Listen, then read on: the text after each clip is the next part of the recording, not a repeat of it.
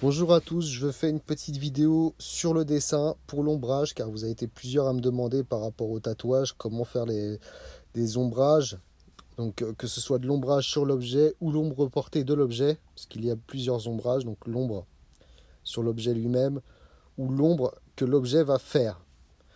Donc je vais prendre une figure très simple à comprendre, un cercle tout simplement. Alors je vais peut-être la déplacer un peu, je vais mettre là plutôt, voilà. Pour comprendre l'ombrage, il faut savoir sur votre dessin d'où vient la lumière. Donc ça, c'est à vous de choisir d'où vient la lumière. Donc ça peut être à droite, à gauche, de face, comme derrière. Ça, c'est vraiment vous qui allez décider d'où vient la lumière. Donc là, pour l'exemple, je vais le faire venir d'ici, la lumière. Donc là, admettons, c'est la lumière du soleil qui vient de ce côté-là. Donc sur un cercle, enfin là, c'est pas un cercle, c'est une sphère. C'est une boule, pour vous imaginer.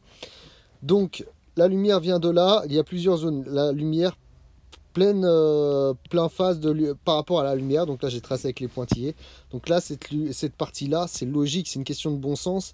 Elle va être très éclairée par la lumière car elle est face à la lumière. Bon.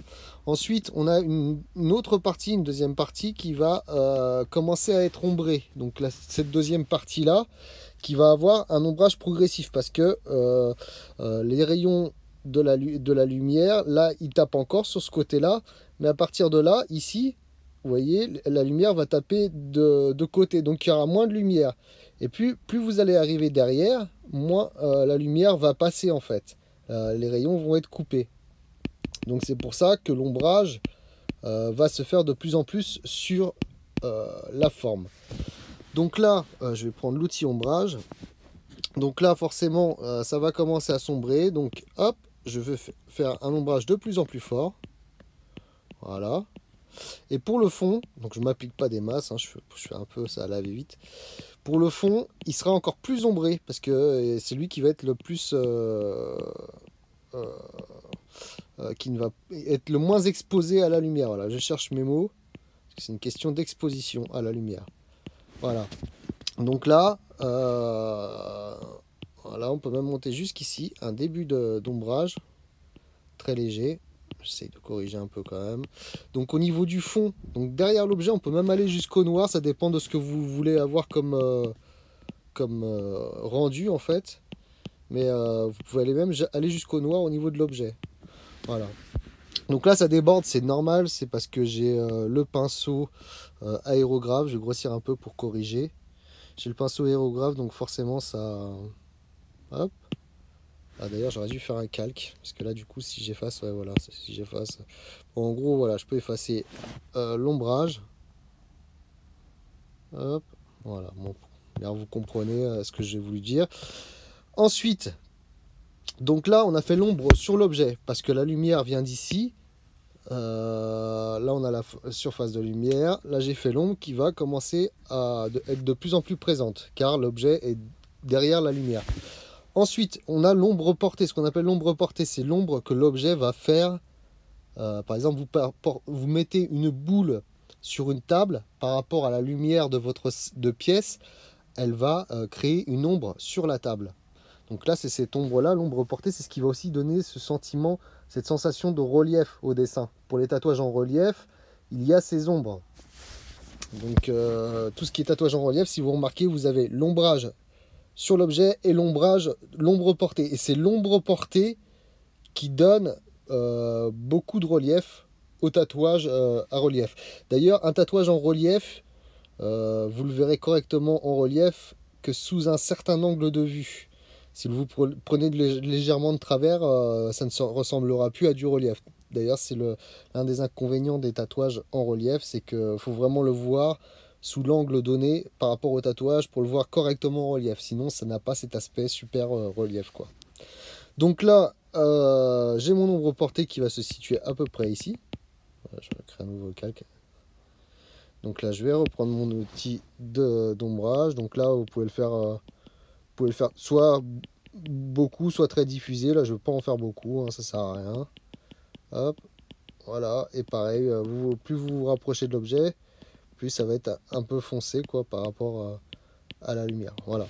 Moi, je ne vais pas m'embêter à faire une grosse ombre portée. Voilà, vous pouvez la faire plus longue aussi en fonction de l'inclinaison de, de la lumière par rapport à l'objet. Voilà, bah, j'espère que vous avez compris un minimum. Donc je vais le refaire. Hop, je vais supprimer ça, ce calque-là. Voilà, donc là je vais le faire. Donc là je vais le faire dans un autre sens pour que vous compreniez. Donc là, admettons, je vais le faire arriver de là. Donc là, c'est la lumière. Ça, c'est le soleil, on va dire. Donc là, forcément, par rapport à la boule, à la sphère, on a cette partie-là qui est très exposée. On a cette partie-là qui commence à être moins exposée, à virer à l'ombre. Et la partie derrière ce trait-là, qui elle, va être vraiment de l'ombrage très fort. Donc je recommence. Je prends mon outil d'ombrage. Je vois d'abord un ombrage très léger pour le foncer un peu plus en mettant un peu plus de pression. Bon, après, je ne sais pas quoi vous dessiner, mais moi, sur l'iPad, il faut que je mette plus de pression pour pouvoir avoir un ombrage un peu plus fort, ou alors repasser tout simplement. Sur du papier dessin, vous pouvez faire ce type d'ombrage. Par exemple, moi j'utilisais le fusain ou du Critérium. Vous pouvez faire des ombrages diffusés grâce au doigt, en estompant au doigt. Vous mettez très légèrement du crayon sur le papier ou du graphite, que ce que vous avez, et après vous venez appliquer votre doigt dessus en faisant des petits ronds. Et vous allez voir, ça va faire des ombres un peu dans ce style-là, très diffusées. Voilà. Donc là, hop, on refait le même principe. Voilà, je peux même revenir un peu l'ombrage sur ici, un peu plus. Voilà, je peux même faire revenir l'ombrage noir un peu plus là, un peu plus sur le haut, en faire comme un quart de lune en fait, pour lui donner un côté un peu plus réaliste. Voilà. Donc là, je refais l'ombre portée qui est là. Hop, à peu près. Hein. Et voilà. Donc là, je vais vous faire un autre dessin, un cube.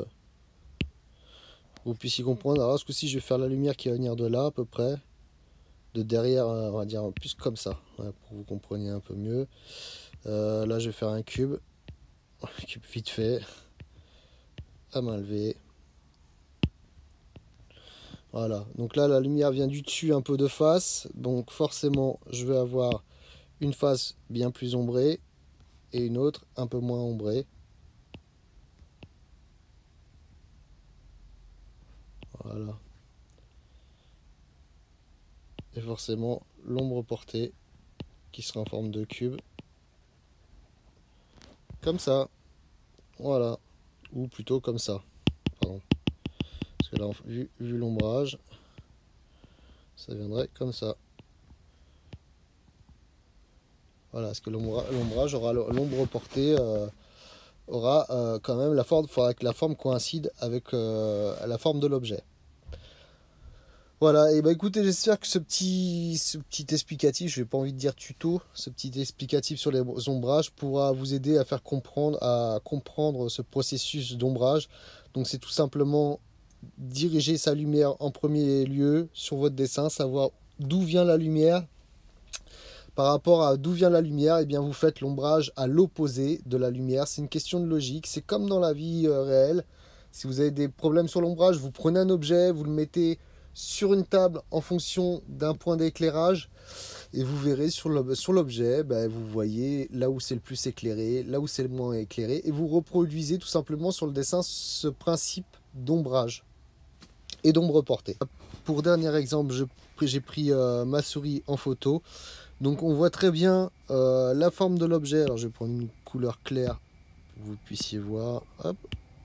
Donc là on voit très bien la forme de l'objet. Hein. Hop. La forme de la souris. Là, c'est l'ombre portée. On est d'accord. Là, vous avez la zone qui est très bien éclairée, comme je vous l'avais dit, par rapport à la lumière qui, elle, vient d'ici. La lumière, donc de mes fenêtres. Ensuite, vous avez une deuxième zone où là, c'est plus progressif. Bon, la souris est noire, donc on voit moins cette zone progressive. Et la zone très noire qui est là. Donc y compris l'ombre portée, vous avez plusieurs zones aussi. Hop, vous voyez là, il y a de l'ombre, elle est très diffusée. Là, ici, elle est plus compacte. Et ici, elle est plus noire. Voilà, ça fait à peu près toujours 3 zones, que ce soit au niveau de l'ombre portée ou au niveau de la souris, enfin au niveau de l'objet. Voilà, bah, j'espère que ce petit explicatif vous a plu et je vous dis à bientôt pour une prochaine vidéo.